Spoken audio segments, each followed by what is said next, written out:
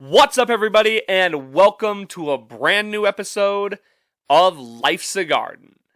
We're going to start off today's episode with our positive motivational message of the week, and that is to soak it in. So often, we find ourselves in a roller coaster through life. Good times, bad times. That's just how life goes. When the good times arise, when good things happen for you, you need to take in those moments. You need to really reflect on them and enjoy them. Enjoy the moment. Enjoy the pleasures in life, the fruits of your labor. And I think it's easy for us to dismiss that and to not want to come across as bragging or boastful, and there's a humility to that. And yes, I'm not saying go out and flaunt it like it's flaunt all your achievements and your accolades in a braggadocious way. I'm just saying for yourself, when good things happen for you, when achievements are made, it's important for you to look at that and internalize that and really take it in and enjoy it for what it is. Because you never know when the next good thing is going to happen. And you never know if this particular thing could happen again. So it's important to really take it in and enjoy the moment, because once the moment's gone, sometimes you can't get that back. So if you really enjoy it, take it in, you'll always have that. You'll always have that time, have that moment, have that achievement. And you can at least look back on it in a way that you were able to truly enjoy it for everything it was worth. Rather than dismiss it and later look back and say, man, I kind of wish I had really, felt that moment a little bit harder. Or I wish I would have appreciated it a little bit more. Because now, you can't ever get that back. So, going forward, if you haven't already, if you don't already, when good things happen for you, reflect on it, internalize it, enjoy it for what it is. Don't be boastful. Don't put yourself on a pedestal about whatever it is. But enjoy it for yourself. And that's today's positive message. We got a lot to get into today.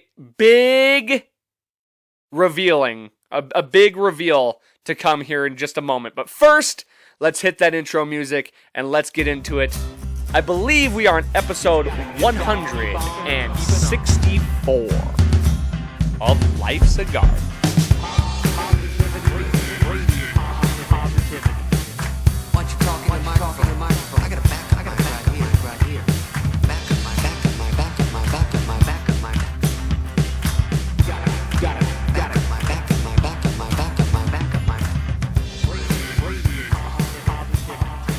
And we're back. Another exciting episode of Life's a Garden.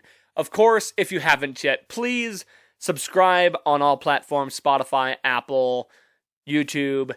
Like, share, comment. Help get that algorithm moving. Let's help grow this garden one bit at a time.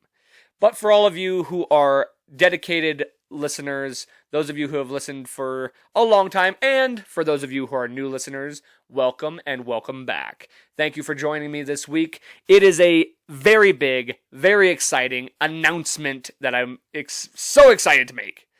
But first, before we get into that, a couple dates I want to plug. Cutthroat, my band, we are playing August 16th. That's this Saturday, August 16th. Sorry, August 26th. We just played August 16th. Bike night, which, by the way, I will mention, great time.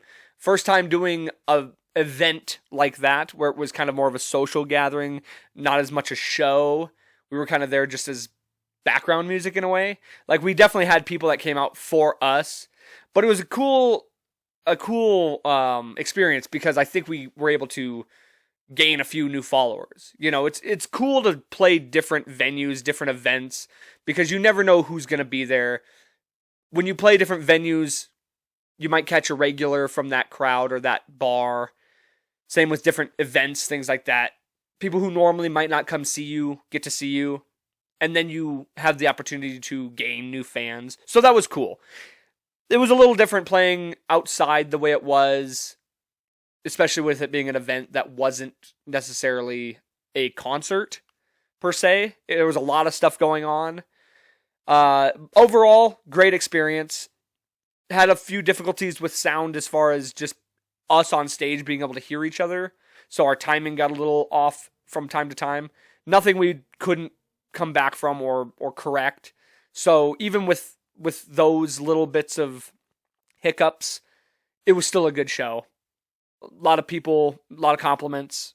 So kudos to everybody who put that on. Thank you to everybody who came out, of course, as always. And back to our upcoming shows. August 26th, out at Harley-Davidson. That's this Saturday. That is a fundraiser for the toy run that the Road Dogs do every year. And then we have September 1st. This is a big one, okay? Craft Local, September 1st. Show starts at 7 o'clock, I believe. This will be our CD release show, okay? This is the big one. Our official CD release show. The CD will officially come out August 23rd, which is this Wednesday. August 23rd is the official release of the CD, but our official CD release show is September 1st. So if you want to come get your copy of the CD, that's where you're going to go. Craft Local. Obviously, you can pick it up anytime before then, between August 23rd and September 1st. God damn it. You are definitely welcome to come pick up a copy there, and or from us, wherever. And what else? Then we have October 13th. That's Friday the 13th, October 13th at Thirsty Street. That's going to be a fun one. Might end up being our last show of the year, so put that on your calendars as well. And of course, we're going to have CDs there too. Now, for our big announcement.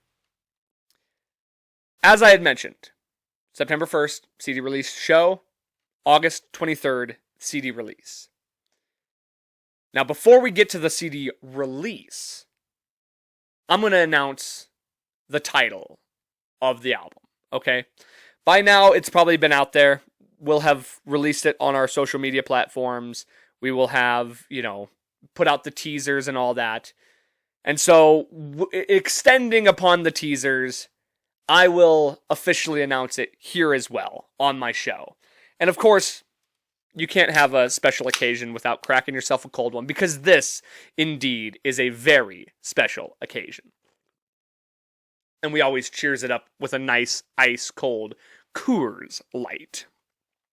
All right, drum roll, please. I'm not going to add a drum roll because that's lame. Ladies and gentlemen, officially announcing to you all the debut record of my band Cutthroat is called Palomar. There it is. Got the physical copies. It's going to be on Spotify, Apple Music, Amazon Music, Pandora, iHeartRadio, you name it. I mean, it's everywhere. Deezer's, Napster. I didn't even know Napster was still a thing, but apparently it's going to be on Napster. It'll be on jukeboxes. This thing is going to be everywhere. We will be promoting it like crazy. And even with all that, I know that it's become a digital world. I'm a digital girl living in a digital world. And that's just the way the world has gone. But I'm old school. I don't often buy physical media anymore. Movies, I got, as you can see behind me, kinda. As you've seen in the other set with guests, I have a lot of movies. I so much was a physical, media guy. I love to have the copy of it, the artwork, everything like that. Same with CDs. I've always been that guy. Now with the introduction of things like Spotify, Apple, Netflix, Hulu, all that stuff, it definitely becomes a lot easier to just have a full library of digital media. Plus, you're saving so much space Nonetheless, it is the most epic thing to be sitting here before you, holding a physical copy of my own CD. When I talk about soaking it in, when I talk about reflecting, this is what I mean. This right here is an absolute dream come true of mine. This is something that I have envisioned for tens of, since I was 12 years old, since I first decided music was my path, when I decided that music was my passion and the thing that I wanted to do, this right here is everything that I hoped and dreamed for. To be a part of something like this. To create art that I was proud of. To create music that I could share with the world. And to have my lyrics, my vocals presented in such a way that I could literally look at it and be the utmost proud. And I can stand here today and tell you that this is something I am completely proud of. I am so glad to have been able to work with the guys that I was able to work with to create this. My bandmates. I gotta give all my I'm just gonna go ahead and give all my shout outs for this record right here. First and foremost, to my bandmates. We did this together. This is our record. We are all part of this. I mean, it's hard for, I don't know how those guys talk about it. I imagine they talk about it the same way I do. You say my band. It is our band, obviously. We're together in this. We created this together. Every ounce of this was done as a collective. It all starts with somebody's idea. Some of these songs were started from myself. Some of them started because Drew made a riff. We've had songs that, were completely concepted by Lucas, our drummer. And it's hard to start a song specifically from drums. But, our song Killing Ghosts, it started with Drew's riff, but the core of that song truly started with Lucas's drums. So every song is shaped by each individual. They all come together collectively. So I hate to always talk about it like my band, and sometimes I feel like when I talk about the band, I'm talking about it like it's a solo project, and that's not the case at all. And I don't mean for it to sound that way, of course. It's just, as I'm talking as a solo person, it's just the easiest way to reflect on it. But yes, to my bandmates, I couldn't honestly think of a better group of guys to have created this with, to be a part of, to practice week by week, to play shows with, to share a stage with. And honestly, the most important thing, I couldn't think of a better group of guys to be able to create music with. Every single one of these guys are artists. They're all immensely talented in what they do. Justin is a guy that I've been in every band I've ever played with. He's always been the guy that's motivated me to make music. This whole, in all honesty, this band wouldn't have happened without Justin. I was on an 8-year music hiatus. My only music ventures were karaoke, which did in fact improve my vocals and improve my confidence and my timing and everything. So while I was on my hiatus, I was actually, without intention, becoming a better singer and a better musician. But Justin was the one who pulled me out of my hiatus. He's the one who wanted to create another band, which set in motion what would become Cutthroat. Drew, a guy that I happened to just start working with. And actually, when I started working at Toyota, he wasn't even working there anymore. He had started there and then left, but then came back. And I hear through the grapevine, oh, this guy plays guitar. Turns out he's a fucking genius on the guitar. Had never ever played in a band before. I recruit him to come play with us. And one thing I got to say about Drew, the ultimate sacrificial guy. Like he's not, and that probably came out the wrong way. The guy that makes the most sacrifices in this band, strictly for the fact that he is the only guy in this band who has kids, who has a family. He's got a lot of balls in the air. He's juggling a lot. So for him to be able to make things like recording and writing and practicing and shows happen, all while maintaining a family, that's sacrifice.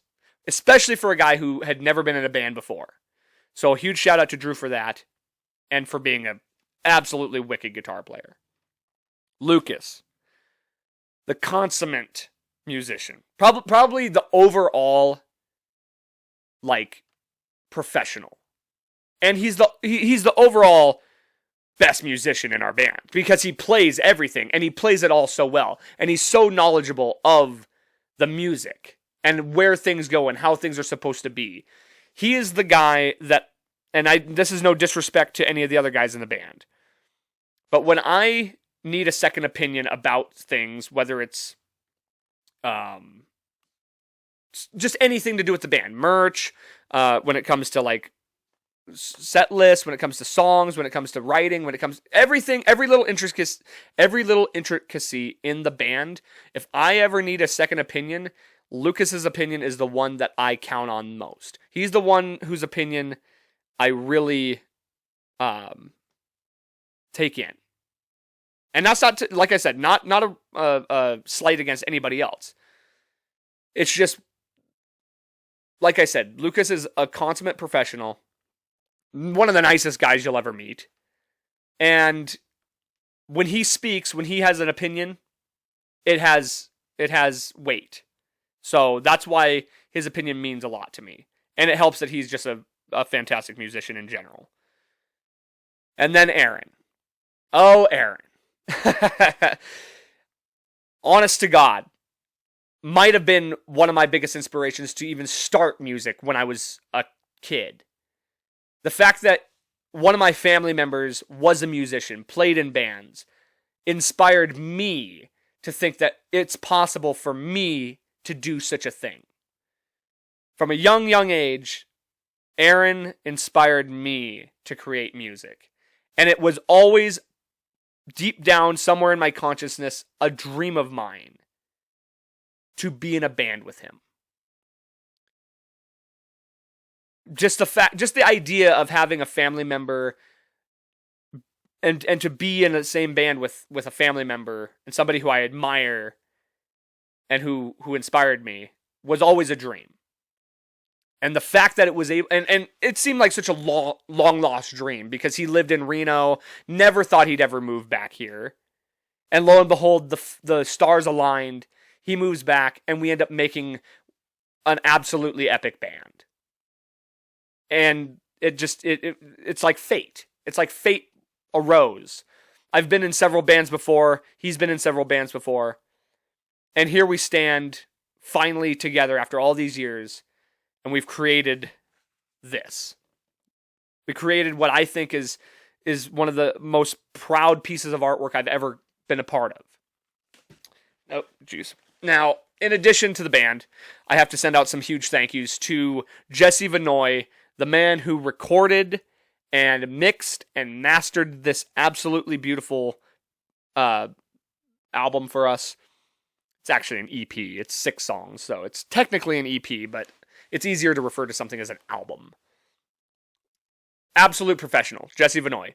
Iconoclast Home Studios. If you're a musician in need of recording, that's the guy to go to. He's so reasonable to work with, absolute professional, patient. I can't say enough good things. I want to get the guy on the show. We got to talk to him. We got to break down the recording process. That is something that needs to happen. I got to get Jesse on the show. And we'll talk more in depth about what he does. Got to shout out Jared Ewan, who has been on the show several times, one of my good friends, for creating this cover art. And I kind of want to break down the cover art a little bit for you, because we never really had like an ultimate vision of what this was going to be. There were certain aspects, we tossed around a few ideas as a group, the band did, and ultimately I just wanted to kind of put it in the hands of the artist, because I don't think any of us were ever going to fully agree on something. And so we kind of tossed around a few ideas to Jared and told him, take the reins. Here's kind of a few things that we thought. And as he was making it, I added a few little requests here and there. And together, he was easy to work with as well. Super accommodating to everything that we were asking of him. And here's the thing. So I'm such a perfectionist, and I'm such it's hard for me. Like if I have an ultimate vision of something, I can't not see it out that way. So for me to put it in somebody else's hands, and like I said, I tried so hard to not have an ultimate vision of what it was supposed to look like. The front, like the album art. I tried to remove myself from that as much as I could, just so I wasn't having this ultimate expectation and then have it not be that way, because it's how it is sometimes. And I'm such a stickler about things like that. And so there's a little bit of advice for anybody out there. Just if you're putting your effort, if you're putting something in someone else's hands, whatever it may be, and they're the professional at it, and they're the ones that you're asking to do it, let them be the professional. Let them do it. Because throughout, he would send me drafts of the art from time to time, and there was moments that I was like, I don't know how I'm feeling about this. I don't know if this is exactly what is going to fit for us. And as it progressed, it just became warmer and warmer, and it grew on me. And now I cannot look at this and not see it totally encapsulates everything that this band is about, and everything that is, and what this record stands for. It's exactly what the artwork needs to be, and it fits so beautifully. To me, when I look at this, I see, you can tell it's a rock band. It doesn't scream like heavy metal. It's very approachable. The color tone is very, obviously it's a cool tone because it's blues. There's a lot of blue. But ultimately the vision of this, and I don't know if you can really see it very well on the video, but you'll be able to look it up and see the artwork. Ultimately, what this album is supposed to reflect is a coming of age and leaving the past behind, and all the demons and all the bad things in your past, you're supposed to be letting them go. And so in this, there's first of all 5 fish, which is a representative of the 5 members of our band. You have the one fish in the middle, which stands out from the others. It's a golden color, while the others are a dark faded color. This is to represent the past. All these dark fish are your past, while you stand out among them, and you're, obviously surrounded by it. You can't escape it necessarily, but you can stand out from it, and you can move on from it. And the fact that the middle fish is in fact a cutthroat trout, that is indicative of our name and where we come from. The cutthroat trout being the state fish of Montana. And then, of course, the name Palomar. That's what we named this record, which is, you can look it up. It's a fishing reference, but it just fits so perfectly. Also, in addition to everything on this, this was unintentional, but also kind of a cool little Easter egg. The color scheme being blue, white, and gold also happens to be the colors of the Montana state flag. That was, I believe, unintentional, but it's a nice little Easter egg that I'm adding to it all.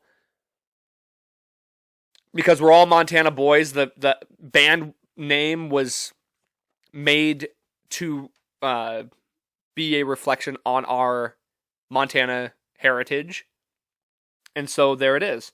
The back, just the names of the songs. I'm not gonna unveil too much about all this. I do want you to still go out and buy it, and when you open this up, I want you to, be reading it and all that, and you're not gonna be able to see anything here, and it's all black on the inside, so it's nothing too special, but we got all our thank yous in there. We have all of our credits and things like that, and then as you open it up, and it is a trifold, which is awesome, you got all the lyrics here, and we have the CD with our band logo right there on the middle.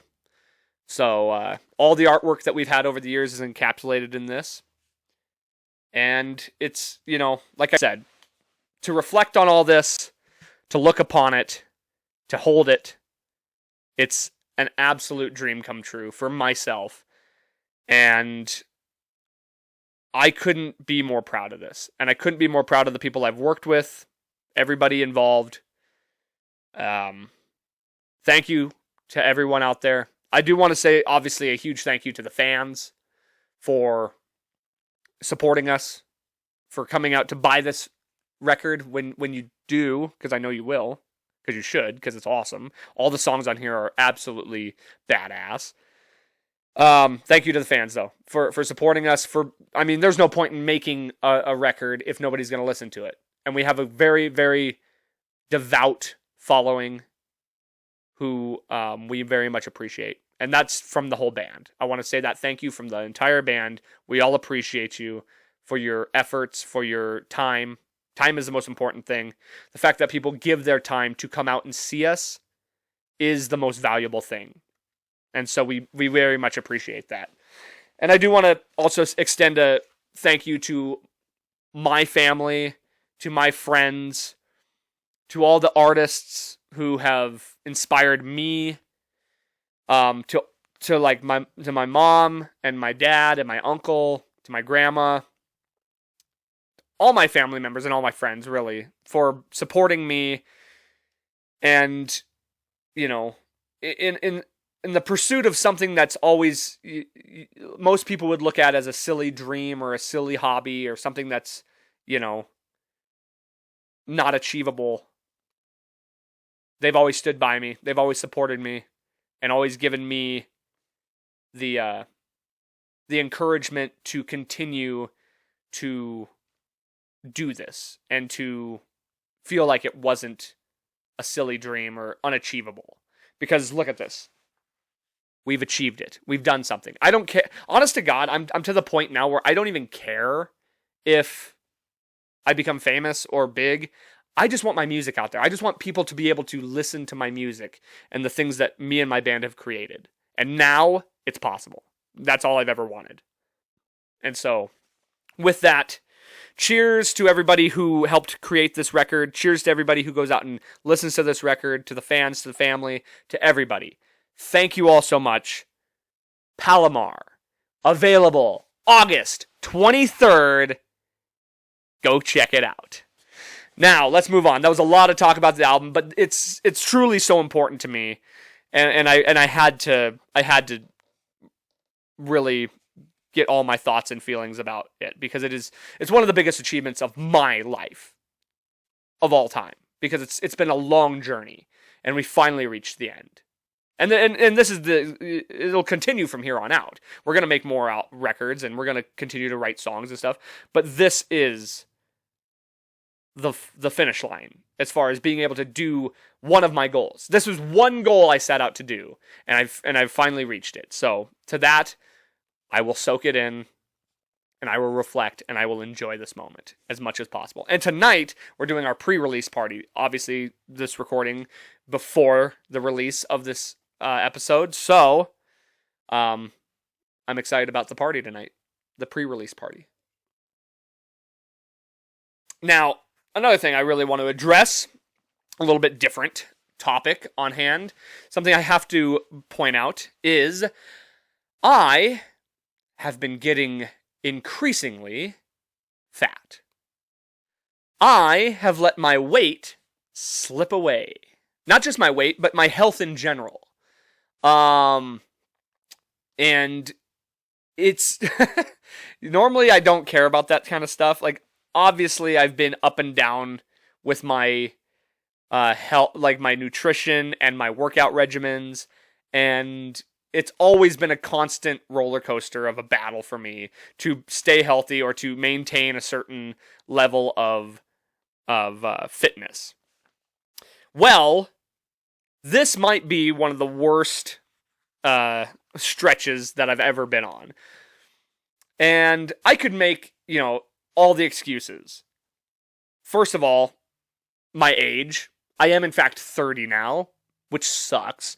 But it has, not just in the last few days, but over the last few years, it has become more and more apparent that my immune system doesn't quite work the way it used to. I can't just go eat fast food 3-4 times a week. I can't eat cake and sugar and candy on a regular basis. I don't get to have ice cream and things like that. Like, I can do that for sure, but not without consequence anymore. It seems to be the rate in which I brutalize my body affects me considerably more now that I've aged and am growing out of my immune system. In addition, the fact that I have not been working out. Now, let me just address the fact that I have been the last week at least. I have been starting a new regimen, but it's a slow process. Up until then, I hadn't worked out for 3-4 months. Not at all. Not even remotely.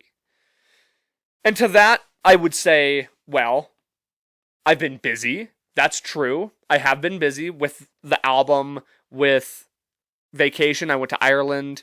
Now, the vacation was a separate thing because I told myself, I'm just going to let myself relax. I'm going to let myself enjoy this.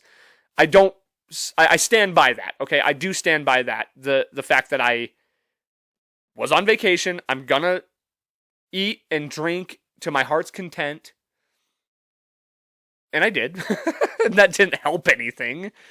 But yes, busy. Like I said, the album, the vacation, work, everything. And I could use that as my excuse for not working out.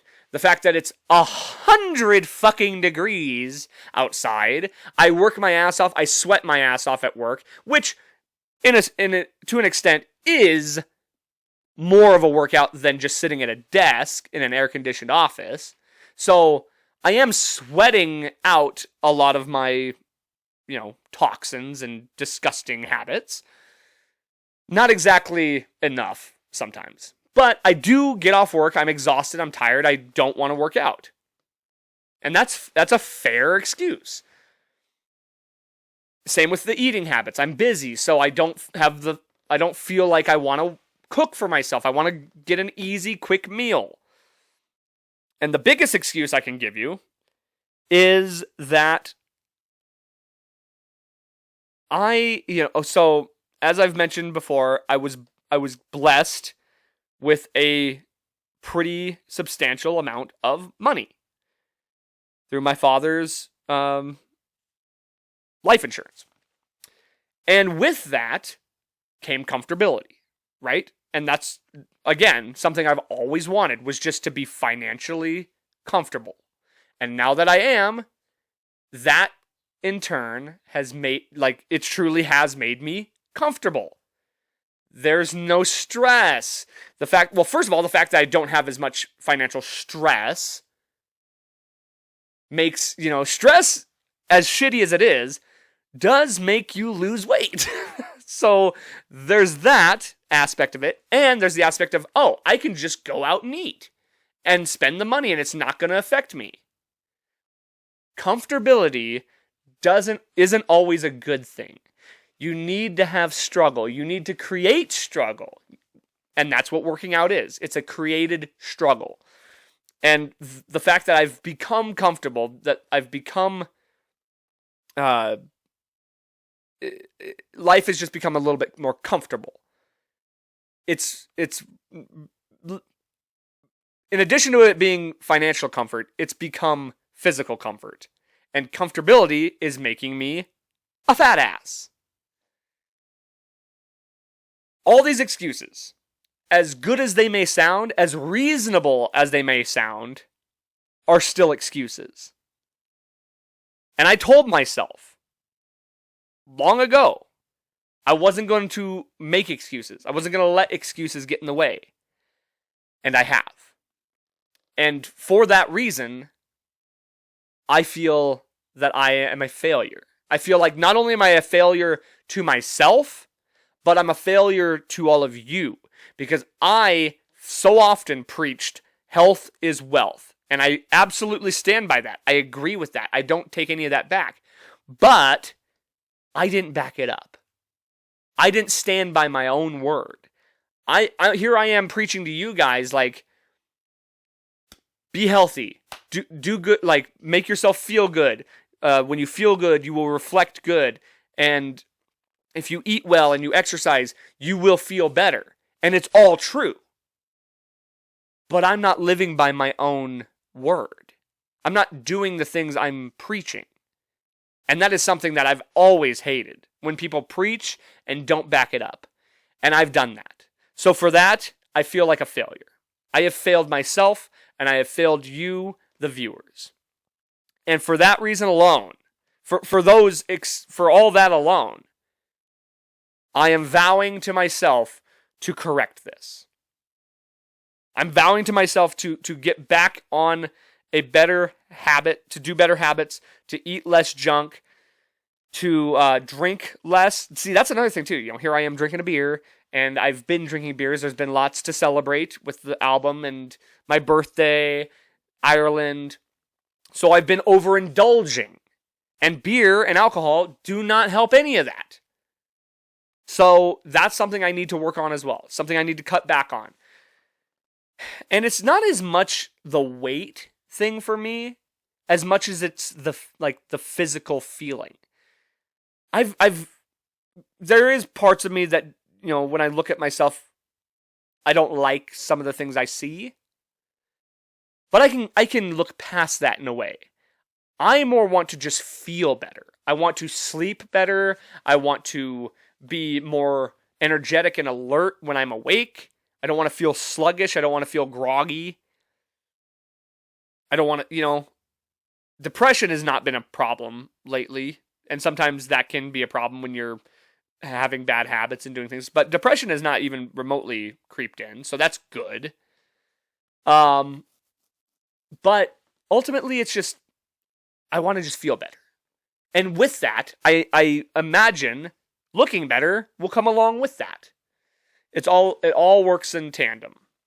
And the bottom line is, something needs to change. But nothing changes if nothing changes. You got to make that change.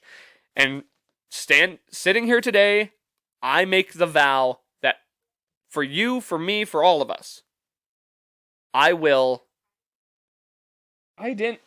phone's going off. My phone thinks I'm asking it something.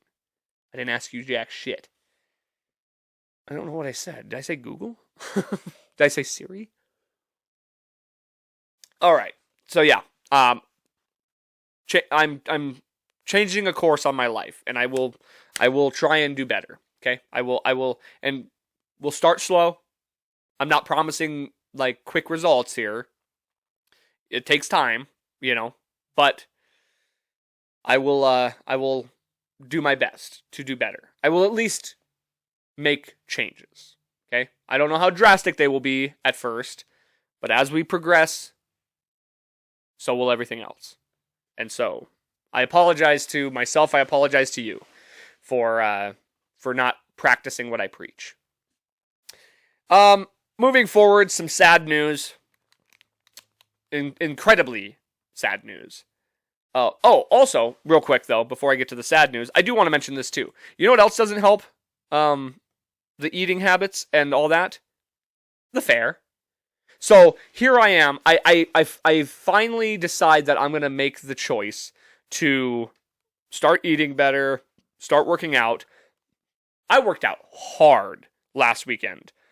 Like, I went hard. Probably a little too hard, to be honest. After not working out for so long, I probably took it to the extreme because I was sore all over. And this is right before our bike night show. So I'm like aching.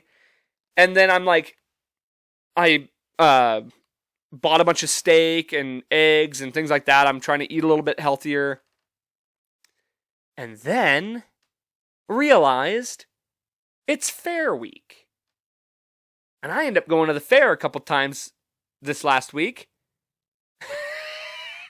And I stuffed my face full of deep fried fucking food. So that absolutely counteracted all the progress I was trying to make.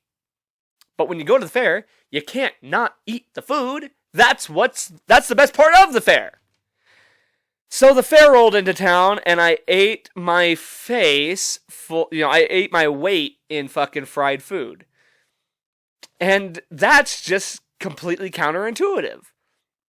But I am a glutton, and I was in the middle of my transition, and it fucking backfired on me. So hopefully this week goes a little smoother, since the fair will be gone.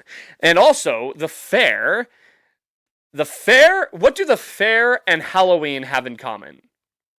Well, if you haven't guessed it already, the fair and Halloween have the distinct honor of having in common the fact that it's the 2 times a year that all the women get to just walk around in public dressed like hookers. And not just any women, children. I'm walking around the fair, and from a distance, I'm like, damn. Like, God damn, that girl's looking good. We get up closer. Oh, you're clearly 16. You're clearly in high school. And then I want to eat a cyanide pill. Because I feel disgusting. Because these children are walking around like prostitutes. They're... Whose parents? Who are the parents? Where are these children's parents? Who let them... Now, God knows I'll get in trouble for that. How dare you try to dictate how people dress and what they wear, and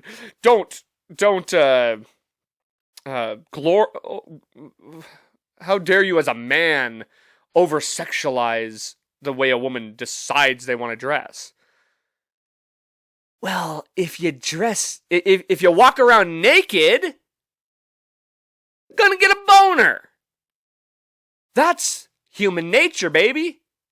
You see a hot woman, adult woman. If I see a hot adult woman wearing practically nothing, I'm not saying I'm going to attack her. I'm not saying I'm going to assault her. But I'm gonna look, and I'm gonna get horny. That's the way it works. I understand it. You know what? If Brad Pitt's walking around out here shirtless, chiseled like a Greek god, you gotta put towels on the floor. Because the ladies are gonna be dripping. That's the way it works. You're over-sexualizing his body, and I'm gonna do the same to you. Because you're wearing practically nothing. So don't get on me about that shit, alright? The problem here, the problem I'm having here, is that you're letting children dress this way. And that isn't right. I'm not saying I'm trying to over-sexualize children. Well, to be fair, you're doing that as a parent, letting your child dress that way. And again, there's that whole stigma of like, well, anybody should be able to dress the way they want. Well, you're not going to let your kid walk around naked, are you? Because that's disgusting.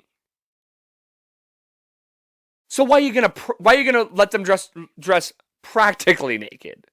You know what I'm saying? And come on, let's be honest with ourselves. Like at Halloween time, you know the difference between a regular costume and a slutty costume. There's a very distinct difference. So if you can make that distinction, we all can.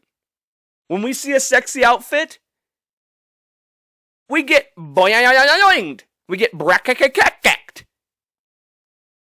That's just nature, baby. That's the way it is. And I tried to cover all my bases without sounding like a creep or getting in trouble, and I don't know if I achieved it, but I hope my point was made clear that those are the two holidays that all women dress like whores.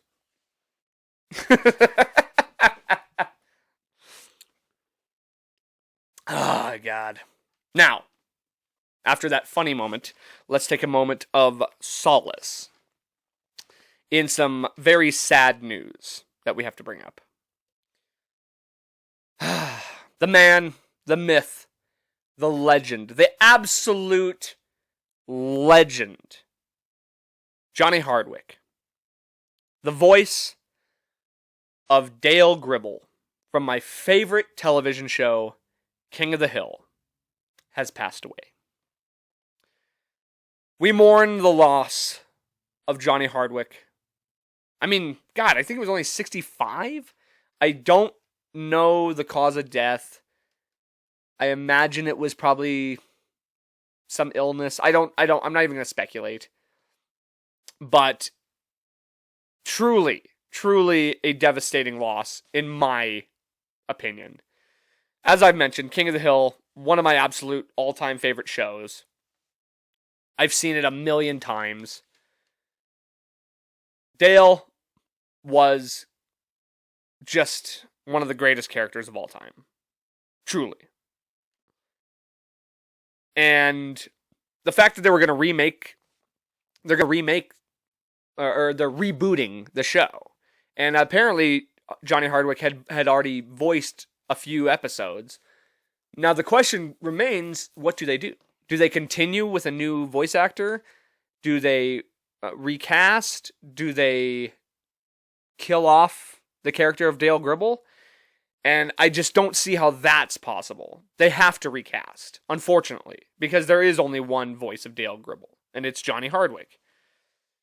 But as I've thought about it, there's really only three true characters in King of the Hill that are undoubtable fan favorites.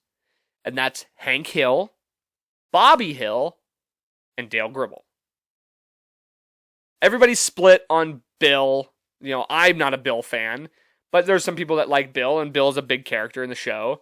Boomhauer is kind of just, he's there, and people like him. I don't think there's anybody who hates Boomhauer, but I don't think anybody like truly loves Boomhauer the same way they love Dale. Then you have all the side characters, Cotton, John Redcorn, Con. All those characters are just kind of in the dust. They're kind of just like there. Nobody like loves or hates any of them. And then you have the most hated characters, which are Peggy, and that's it. Peggy is the absolute least favorite character, undoubtedly, from the show.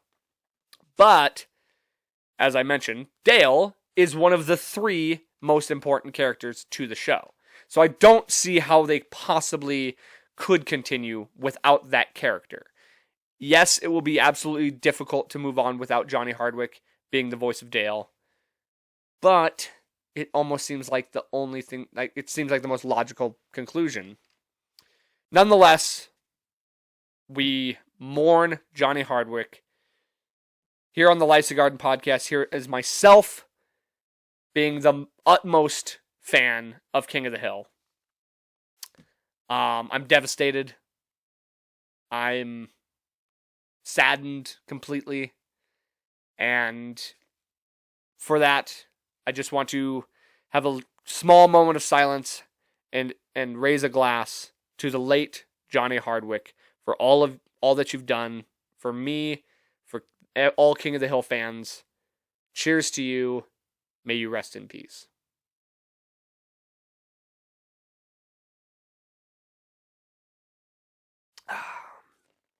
Now, we got the sorrow out of the way. We paid our respects. Let's move on to a much more exciting bit of news. Montana's own Sean O'Malley tonight will be fighting. Now, obviously, this will be coming out after the fact. But as of the recording of this episode, tonight, Sugar Sean O'Malley, Montana's own Sugar Sean O'Malley, will be fighting for the bantamweight title of the world in UFC 293 or 292. I don't know. One of the two. 292, 293, one of them. Against Aljamain Sterling, who arguably could be considered the best bantamweight of all time. At least, I don't know if I would say the best bantamweight of all time. I would probably go as far as to say the most decorated bantamweight of all time, considering the fact that he, I don't know if he's definitely not the most dominant bantamweight of all time. I would have to say, in his prime, TJ Dillashaw was the best bantamweight of all time. And, you know, had the scandal not have happened with TJ Dillashaw, had the injuries not happened, I do believe TJ Dillashaw would have been the most dominant bantamweight of all time. There's an argument to be made for Dominic Cruz as greatest bantamweight of all time. I think he has the longest reign as champion. Now, Aljamain has an opportunity to have the most title defenses as a bantamweight. He is very versatile, great grappler, decent on the feet, and not the greatest chin, I will say that. And Sean O'Malley, we don't really know what his, wrestling and his grappling can hold. We haven't really seen a lot of it. We do know that he is a terrific striker. And so that it's a matchup between it's a classic striker versus grappler matchup. I think this could go, it's going to go one of two ways, clearly. I think, let's go one of three ways, okay? If Sean O'Malley wins, it's going to be by knockout. I think that's the only way Sean O'Malley wins. I think if the way that Sterling wins, it's going to be by just absolutely grappling the hell out of Sean and potentially choking him out or getting him in some kind of submission. It comes down to whether or not Sean can defend the takedown. And if it goes to decision, I would probably put the odds in the favor of Aljamain Sterling. But I'm backing up my boy.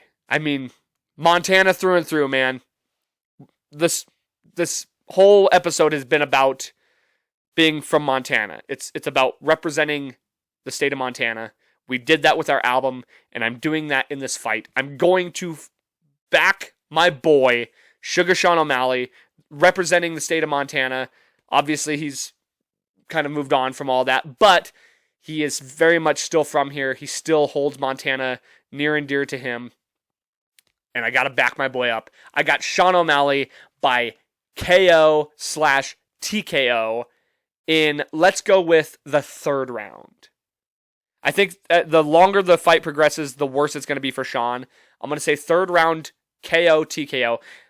Honestly, I could see it happening really early too. Hell, it could be 2 or 3 minutes into the first round that we get a finish. But let's go with that. Let's go with like a third round TKO. Like he'll wear him out. He'll fight off the takedowns. He might have one round where he struggles to get off the ground, but he avoids submission and then just wears Sterling down, gets that chin weak, very similar to the way Sterling was having it with Petr Yan in their first fight before the illegal knee. It could go that way. It's either going to go, Sean O'Malley's going to just clip him with something strong in the first round and just completely knock him out, or he'll wear him out by the third round. It'll just be an onslaught through 3 rounds, and by the time it gets into the third, Sterling will have had too much, and then he'll knock him down and just beat him with some ground and pound. That's my official prediction. Sugar Sean by knockout. First, from Montana, the champion, my God, how cool would that be? How epic would that be? On the same night as our pre-release, I'm ordering the fights. We're watching the fights at the pre-release party. It's going to be an epic night. God, I cannot wait. Just so awesome. In addition to that, I'll make my other fight predictions. I got Zhang Weili by submission. I got Ian Gary by knockout. We're going to see a lot of finishes tonight, I think. I'll go Chris Weidman by knockout. I'll go Marlon Vera by knockout / TKO. And I will go... Who's the other one? Oh, I'll go Mario Bautista by decision. And of course, you know your boy, the ever degenerate gambler that he is, had to put a little bit of cash on your boy Sugar Sean. And this being the fact that he is my... being the fact that he is a Montana native, he is my boy. God, we should send Sugar some of our songs, see if he wants to use any of this as a walkout music. That'd be epic. He's not much of a rock guy, though, so... I put a little extra on Sugar. Because the odds... Because I bet... Normally, you know me, I'll do a parlay. I normally would put down on a parlay. Not this time. I put a cool hundo on Sugar Sean to win by knockout. Odds were plus 320, which means my overall payout would be 420. That's how much I would get back. I would actually win 320, but with my 100 in there, I would win 420, which to me was a huge sign, being at the fact that Sugar Sean is a big weed guy. So that was a sign from the gods. In addition, I watched some predictions, and I didn't understand what the odds they had were, but Alex Volkanovski, one of my other favorite fighters, they showed the odds on their side, and for Sugar Sean, it was $3.16. I don't know what that means. I don't know what system they were using, but it was Aljamain was $1 something, and Sean was $3.16, and 316, Austin 316. I'm looking at that as another sign, being it also that it was on Alex Volkanovski's channel, who's one of my all-time favorite fighters. Come on.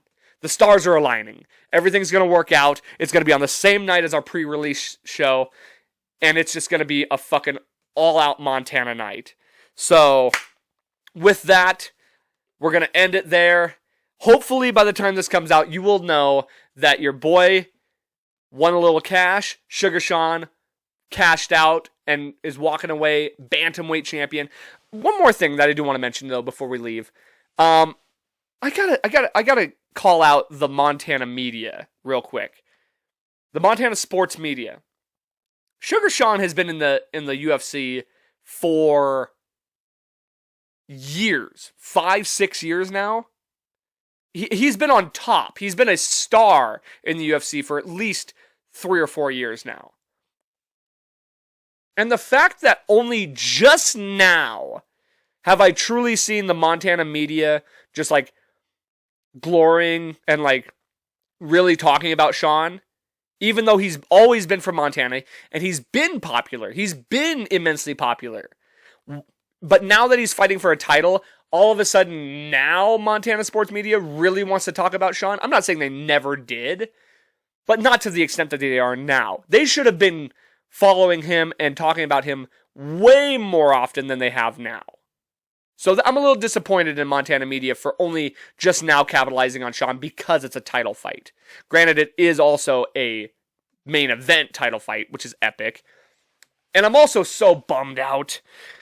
The one thing I will say I'm bummed out about is the fact that Hooligans, on the last minute, decided they were going to show the UFC fights at Hooligans, which I fucking miss watching fights at Hooligans. And of course, I'm going to miss it tonight because we're going to have our party.